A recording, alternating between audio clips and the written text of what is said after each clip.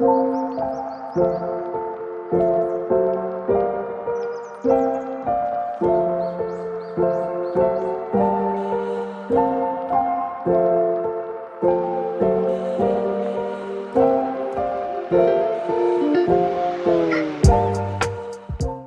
guys, Luke here from Ported Gaming, coming at you again with another ALR Bronze video, and we have hit the end of qualifying straight away.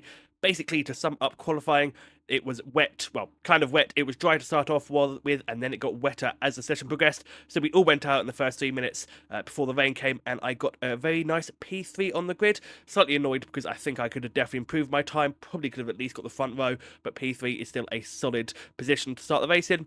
So qualifying was quite short, didn't get a lot of time on track, as I said, because it rained. So we all did our laps right at the start of the session, and then we all came back into the pit lane.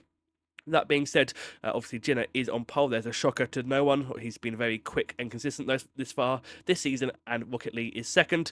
Here we go into the strategies. Now, as you'll remember from Portimao, I decided to do the alternative strategy in Portimao, went along with my first stint on the mediums before going to the softs. This time I will not be doing that. I will be doing a medium hard strategy. And the reason for that is I feel like the strategy last week did slightly hinder me at Portimao. Obviously, I want to be fighting for the win, fighting for this championship. I need to be up there every single week. So I am deciding to do mediums. As you'll see shortly, I go to check the race director. I want to know what everyone else is doing. And everyone around me is on the medium tyres, and that is quite important because, well, you know, I know now that we are all on the same strategy. My rival's on the same strategy. In fact, pretty much everyone on the grid is on the same strategy. Some do, in the end, flick to the hard tyres, but they are not important at that moment. So it is mediums for this race start, and we'll be going hard in our second stint. So Imola, love this track, I've got to say. One of my favourite circuits on the calendar in real life and in the game. I think it's a historic track. I know that it has some bad history, but I just love the track. It's fast, it's flowing, it's historic, and for that reason, I thoroughly enjoy racing here.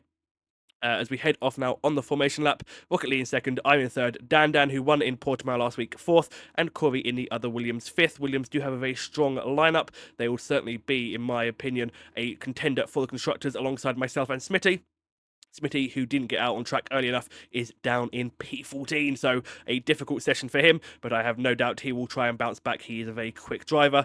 Both Hasses got themselves disqualified on the formation lap, which I think is a very impressive feat, to be honest, but they are both disqualified. I inch up to the starting grid, and it is a perfect starting position. You can see Jinner is really pointed to the right. He is worried about Lee. He does not want to lose the lead on the start, and he is showing some excellent pace in practice and, of course, in qualifying. But that's not going to matter because here come the 5 red lights at the top of the screen. They are racing once again in Imola. It is lights out and we are away, and I get a very good start. I probably get the best start out of the top 3. Immediately into overtake. I'm in the slipstream of Jinner. Rocket Lee on the outside.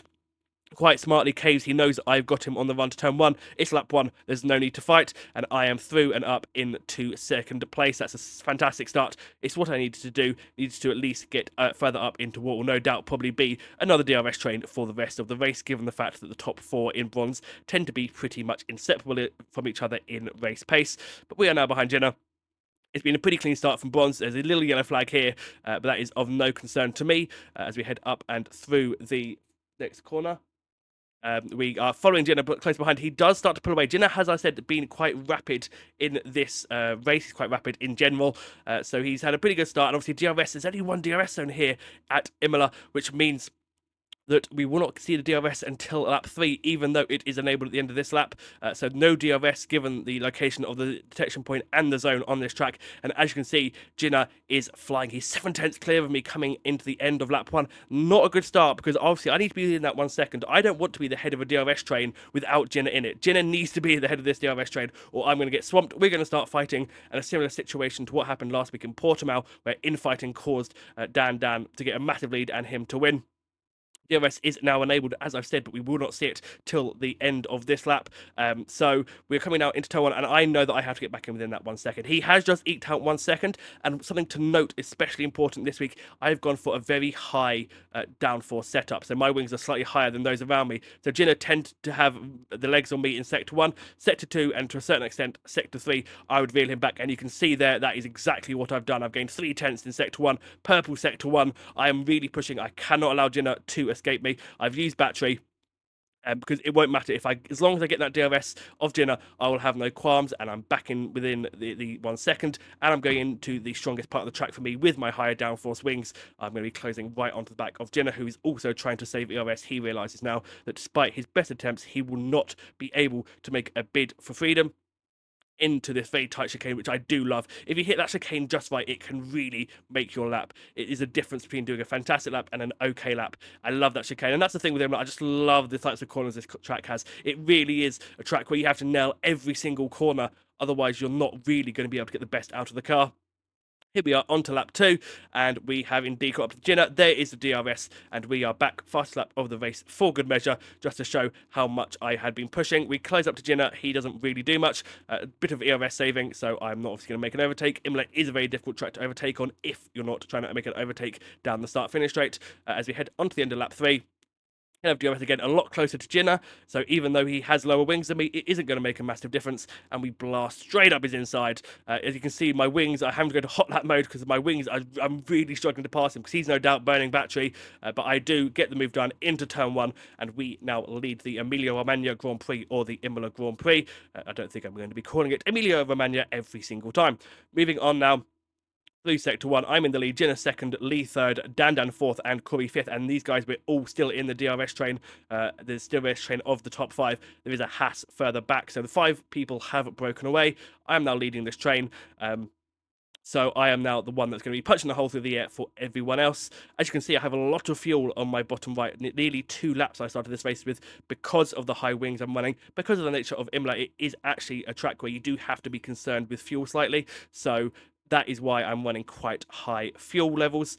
We move on now to the end of lap 4. I haven't been able to break away. That's not a surprise given the fact the pace of us, we're pretty much all equal, so there was no real attempt for me to try and break away from the cars behind. Moving on into the penultimate corner, and the gap is 3/10. So even if I have a fantastic run through the last 2 corners, which I don't really massively, I know Jinnah's going to get me. I pull out the gap to 5/10. I know he's going to get me, and I'm also pretty sure Rocket Lee is going to get me too, because he's going to be burning. I decide not to really burn. I go into none. There goes Jinnah, and there goes Rocket Lee. No major qualms for me. I'm not scared right now, because I know that at worst, I'm going to be third in this DRS train for a while.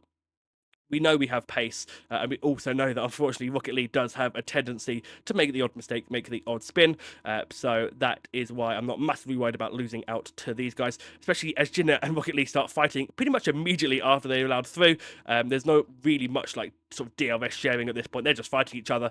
You might have seen Dan down there trying to make a look around the outside, but nothing doing for him there. My high wings serve me well through Sector 2, but they obviously are a bit of a hindrance into Sector 3. Now, coming down into this, you may have seen in the top left that Corey has a 3-second time penalty already, and I'm going to tell you now, let you in on a little secret, penalties are going to make a massive factor in this race, because there's 3 seconds for Rocket Lee. I am yet to pick up a warning. In a practice race before this lobby, I did pick up an astounding 15 seconds worth of penalties, so I'm very much aware that I could get corner cutting penalties. I obviously don't want corner cutting penalties, but given my history on the F1 games, I'm normally pretty good at it. And there you can see Jinnah has also picked up a 3-second penalty, which means we're barely a third of the way through this race and people are already got multiple warnings. I'm sitting on none. So I'm sitting there thinking, okay, I don't have to win this race on track, because at the moment I'm going to be winning it with the penalties. And you can see here, Rocket League is really trying to pass Jinnah on parts of the track you cannot overtake, or if you do, you're going to massively hold yourselves up. So I'm just sitting back here. I'm actually quite enjoying this. You know, I'm just sitting in third place. I'm into a rhythm. I've pulled away from Dan a little bit. And I'm just really sitting here enjoying these two trying to kill each other, seemingly. You know, we're supposed to be sharing DRS. You know, we're supposed to almost be DRS swapping. I'm sitting in third. It's lap 10. There's no reason to be fighting this hard. And yet they all really are. Jinnah takes the lead, barely into turn 1. So these guys are just fighting super hard, which works for me because it means I don't have to expend much energy, either ERS or physically. I can just sit behind them because I know that even if they get the gap to maybe 7 or 8 tenths, they're just going to end up trying to kill each other through Sector 2. And then I don't have to worry about it because they'll naturally fall back into me. Now, Dan has just pitted. He's gone for his infamous Dan undercut. That's what the term I'll be calling it from now on, because I'm pretty sure he does it more or less every single week. Dan's into the pits, and I say to my engineer, right, shall I pit this lap? And he's like, yes. We will come into the pits at the end of this lap, cover off Dan because we don't want Dan to get too far ahead, similar to the way he did in Portimao, break that DRS, and then we never see him again. So into the pits I go, coming in now, braking for that 50-meter line. I hit the limiter, and then I speed. That's right, ladies and gentlemen. Now, that does look very stupid. Let me give you a little bit of context behind it. I thought I'd hit the pit limiter button. I thought I'd press triangle to hit the pit limiter button, so I sped up to hit the limiter, thinking that obviously I had the limiter on. Naturally, I did not. And so I get a 10-second penalty. Now, it's not a stop and go, so I can carry this penalty to the end of the race. But as my engineer says, what I need now is a safety car, because that 10-second penalty is going to hurt me and hurt me bad, because obviously it's a really big penalty. To compound my issues, there goes Dan. Obviously, he has undercut me, so I expected him to be ahead, but he's over a second. He has broken DRS, and of course, we have cold tyres, so it's going to take a bit of time for our tyres to warm up. The only positive thing that I can think of at this moment in time, apart from the fact I've now got a 10-second penalty, is that we're going to catch up to the cars that haven't pitted. You may have seen Jake there. He went off the track, struggling a bit on those old medium tyres. The other two drivers pit. So there we are. I go around the outside of Jake, up his inside, and I had to get that move done because otherwise I risked losing more time to Dan, who's stuck behind one of those drivers who started the race on the hard tyres, the Mercedes of LB44. Dan does pass him. There goes Jinnah. He's come out just behind us, still with that 3-second penalty. Corey's up to 12 seconds, and I can tell you now, those are all track limit penalties. They're all corner cutting penalties. He hasn't picked up a 10 seconds for speeding in the pit lane. Speaking of track limits, there is one of my warnings. I picked up a warning, quite annoyingly, just trying to get past the Mercedes of Mabro, who I thought might be able to help me hold up Jinnah. As you can see, he did not, and Jinnah's now all over my rear posterior, and I am still outside of DRS for Dan. I tried to burn on the exit, I don't get it. So I go, okay, I'm going to lose out to Jinnah here, but I can use Jinnah to pull me up to the back of Dan, and just hope that maybe we have a safety car later in the race so I can get my 10 seconds served. It will cost me a lot of time, but at least then I won't have 10 seconds to my name and I'll have no penalties. So Jinnah's still on 3 seconds, Corey's still on 12. There's another warning for me, so I'm on 2 warnings, so I'm a bit like, panicking a little bit. Dan has quite amazingly got no penalties to his name. Corey's up to 15. So a lot of people were struggling with corner cutting penalties. Silver, who are the league above us, naturally the division above us, one driver did not pick up penalties throughout their entire race the night before. So clearly people are struggling to keep it between the white lines, myself included. I'm not going to slag people off here because I know that I'm pretty bad when it comes to track limits. We're going to Canada in a couple of weeks, and I am under no illusions that I'm going to be picking up a butt ton of penalties there because it's Canada, and well, I'm pretty bad at strict corner cutting. But we are just powering through this race. I'm trying to push as hard as I can because I can see, obviously, Dynamo Dan in the Red Bull. He's only got 3 seconds of penalties. I want to try and keep myself up as high as I can in the finishing order. So I need to try and keep up with these guys. And these guys are really pulling me along. Jinnah and Dan are really pulling me along. Jinnah on fresher tyres, so he has a natural pace advantage.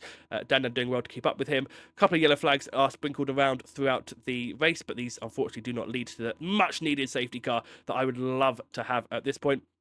Jinnah picks up another 3 seconds. He's up to 6. So I'm thinking, okay, it's not impossible me here to get on the podium. The main issue here is Dynamo Dan in the Red Bull. He's fighting with Corey, who has now got a very, very impressive 18 seconds worth of corner cutting penalties. As I said, all corner cutting. Not a single light speeding in the pit lane like I have. His were all 18 seconds of pure corner cutting. Clearly, Dan needs to learn the difference between a white line and just the rest of the track.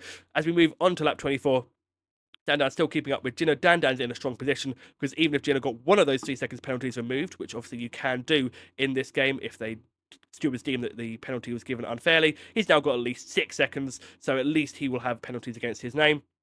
And I'm really pushing because I'm thinking at this point, okay, I can maybe beat Dynamo Dan because I have to get that gap to 7 seconds. It's sitting at about 6.5, and I've got these quick cars ahead who I can use to pull me along and really pull me ahead of Dynamo Dan. I'm thinking, okay, I might be able to actually get on the podium, stay on the podium. I'm not going to win the race. The race win at this point is pretty much out the window for me. I'm aware of that. I'm probably not going to beat Jinnah, who is still trying to kill himself fighting Dan.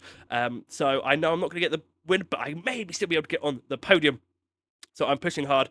Gap is about 5 seconds. Dynamo Dan, it is sort of fluctuating a bit. He has cleared Corey, so they will not be fighting anymore. But he won't have DRS naturally, which is a massive favour for me because I have DRS still on these guys who are still trying to kill each other, even though the race order is pretty much guaranteed at this point. Dan's looking likely for a back-to-back win as we move on to the end of the race. There is, you may have seen it flash up briefly, 3 seconds. I'm now on 13 seconds worth of penalties, which means there's no way I'm pulling out the gap needed to Dynamo Dan. I am now going to, unfortunately, potentially, probably lose my podium here, and Dan's looking likely to take back-to-back wins. Remember, Dan won in Portimao by a comfortable margin, and it looks like he's going to win here again, unless he makes a mistake or picks up some penalties of his own. Rocket Lee, who had made an earlier mistake, has climbed up to 4th, but he's got 15 seconds worth of penalties. Again, those are all track limits and corner cutting penalties, so people really struggling to keep it between the white lines, myself included. Coming out onto lap 30, the race is pretty much over. I am not building up a gap in anywhere near enough to get Dynamo Dan. I now need a gap of 10 seconds to him. It's only at 6. So there's not much I can do. I'm now trying to work out where I'm going to actually come into this. Where is my final position going to be? Because I can't see, maybe the guy in 6th has 0 seconds worth of penalties. And then, I might be able to keep 4th. Maybe I'll be 5th. I don't know. I just know that I've got to push as hard as I can.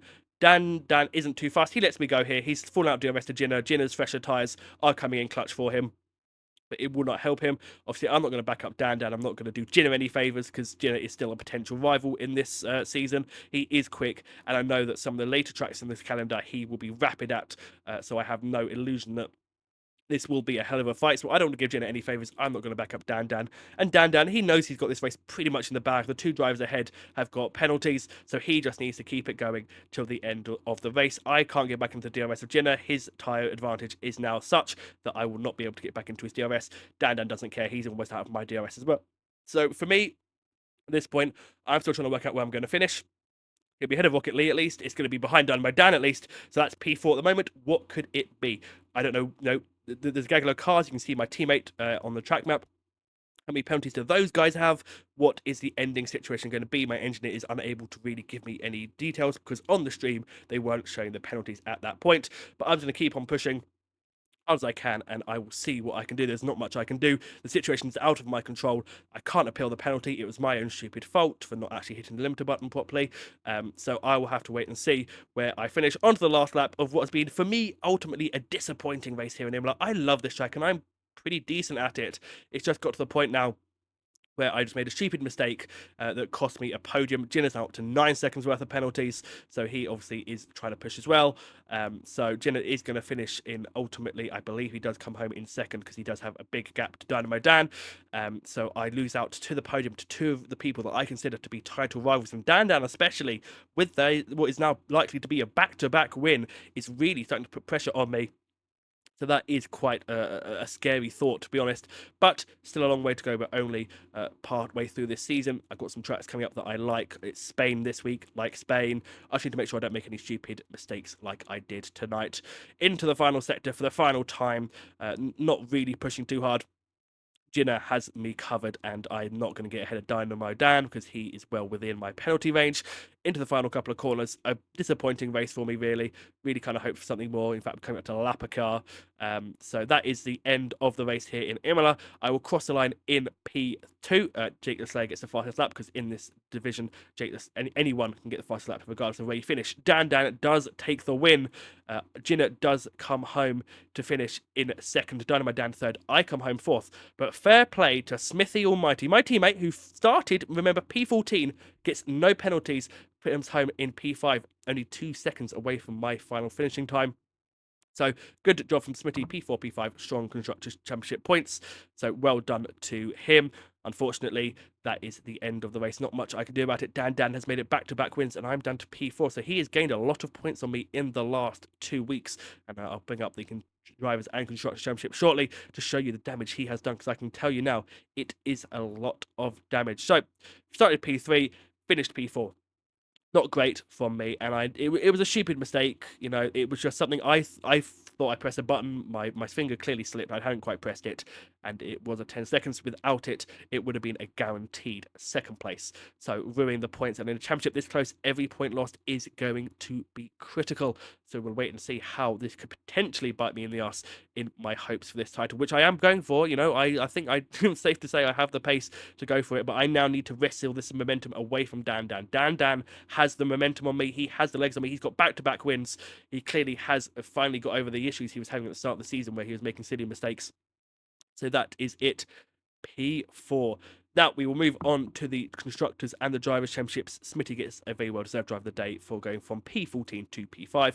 We will now shortly move on to the Championship as we move on to the podium ceremony. So we will now look at the Drivers' and Constructors' Championship order. And here are the championships. We are still leading the drivers, but only by a measly 7 points, and we are well clear in the constructors by nearly 60. So we have grown our constructors.